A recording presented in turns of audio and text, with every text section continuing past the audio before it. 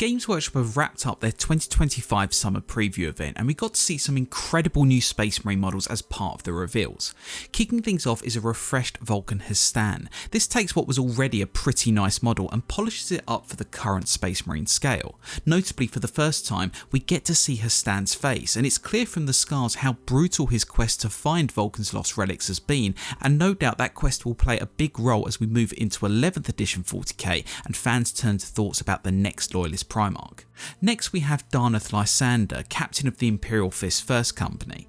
Like Hustan, this is more of a glow up of the older model since he was showing his age next to the current Terminator models, but it shows how far Warhammer sculpts have come in the last few decades. There's a brutal energy to this model, and I think it's one of the few that really benefits from the unhelmeted option. It just adds so much more ferocity to the pose, capturing Lysander's hatred for the Imperium's enemies.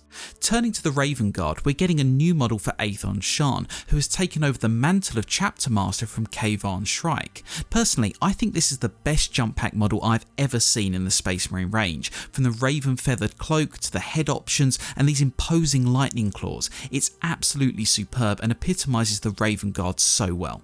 But what I particularly love is how dioramic the model is. These cyber ravens flying around the towering base, coupled with the kinetic pose, make this something that can simply be collected and admired, and that's what makes a great Warhammer model in my view.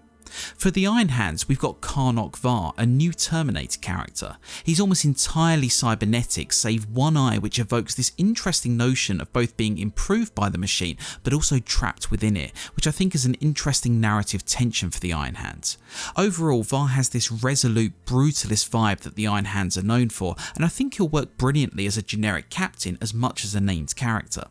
And finally we have Sububodon Khn of the White Scars. The model's pose really captivates me here, showing off the intense mastery of speed and almost reckless confidence that make the White Scars such a renowned chapter. Hopefully we may be on the cusp of seeing a new jet bike unit for the Space Marines to go with him, but given Sububodon is bearing a mounted Onslaught Gatling cannon, I have no doubt he'll be a pretty unique and deadly unit in any White Scars army. So those are the 5 new Space Marine character models coming in the next few months. I think they're incredible, but what do you think? Let me know in the comments below.